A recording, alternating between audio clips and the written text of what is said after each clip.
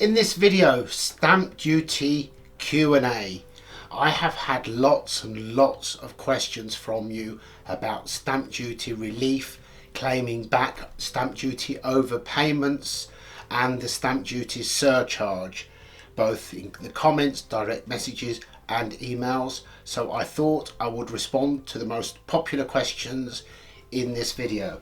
So the first question was, I own and rent out a second property. If I add my wife to the mortgage and deeds for that property, will we need to pay the additional stamp duty?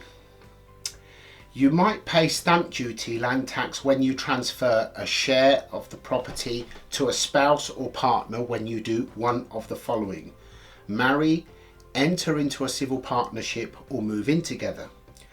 You pay stamp duty land tax if the chargeable consideration given in exchange for the share transfer is more than the current stamp duty land tax threshold for the property type. So that's even if no money changes hands. An example of when you pay stamp duty land tax when no money changes hands.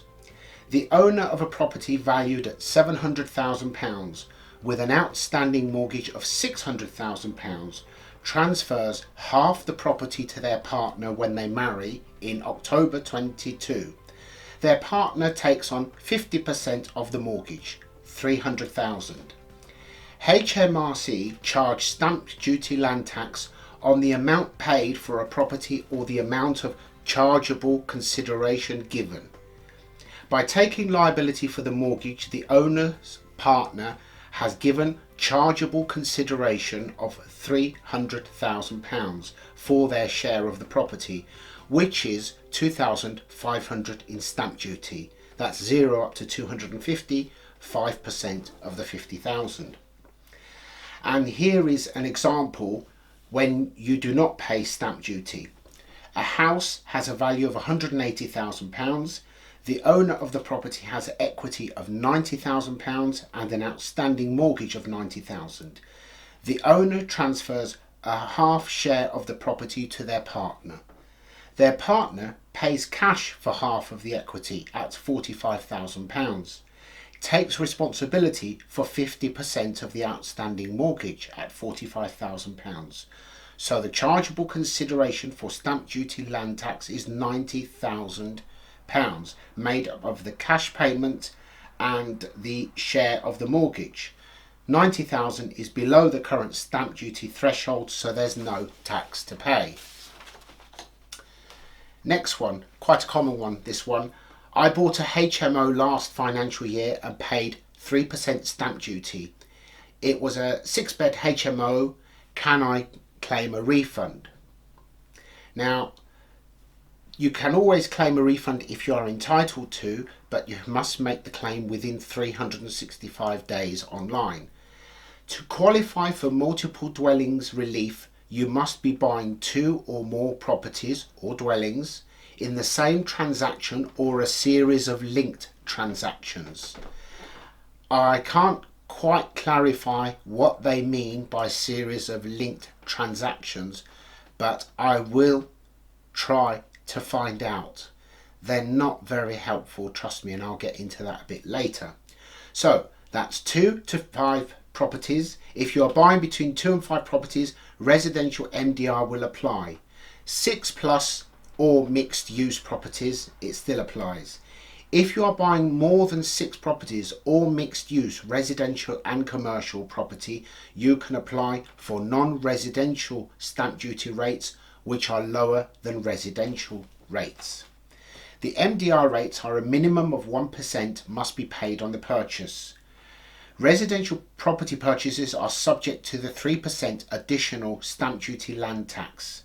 Mixed use properties are exempt from the 3% higher rate surcharge and pay commercial stamp duty rates, which is not residential.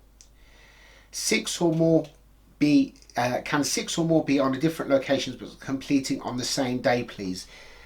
That seems to be possible. That goes back to the first one, which is a series of linked transactions. As far as I understand, if you have 6 transactions in progress, that does not mean that they must all complete at 5 o'clock on Friday afternoon, but I will need to clarify that directly from HMRC, and I will let you know. If I buy land for development or garages, will they be exempt as uninhabitable? In this situation, they would come under the non-residential rate, which is 0% up to 150,000, 2% on the next 100,000, and 5% for everything over 250,000.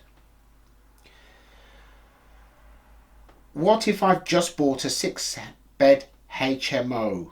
I've done that one, haven't I? What happens if you bought a buy-to-let and never rented the home? Can you get stamp duty refunded, paid when bought, and not capital gains tax? Now, that would obviously be referring to the higher rate of stamp duty, the additional 3%, because it was a second property. If you have bought an additional property and paid the 3% surcharge, you are allowed to claim that back within 3 years if you sell your existing residential home and move into the said property and designate that as your residential home. And as I said, you have up to 3 years to do so. As far as capital gains on the second property, from when you bought it to when you move in that 3 years, technically you should be safe, but as many of you may know to your cost, with HMRC nothing is guaranteed. I can cite an example for this where I once contacted HMRC, all my accounts done, everything, and I had a few questions for them and they refused to answer them, and they simply directed me to an accountant. To which I responded, why should I go to pay somebody to tell me what I need to pay you? They said, well, that's how it is. I said, if I gave away everything tomorrow and decided to claim benefits, I could phone the benefits agency and they would happily tell me everything that I'm entitled to for free. But money that I have generated that pays your wages, you want me to go and pay an accountant. Sorry, tax accountants, but in this situation, there should be no need for you, because the taxman should have a service that they should, in this day and age, have an app where you can enter all your details and it will tell you exactly what you are entitled to. But they don't work that way, because millions of you pay, not just millions, billions of pounds per year that you shouldn't pay. They happily keep that. But you keep £1 that belongs to them and you're a criminal. That is totally wrong. So anyway, sorry about my rant. That's my Q&A on stamp duty land tax. There are more questions. I'll cover them in the future. If you do have a question for me, I do miss them in the comments because there's so many, and even the messages sometimes disappear in the feed. Best way is to send me an email. By all means, put the subject, the question in the subject line, or put TikTok in the subject line so that I can find it when I'm searching, and then hopefully I will answer your questions in the future, and I'll see you in the next video.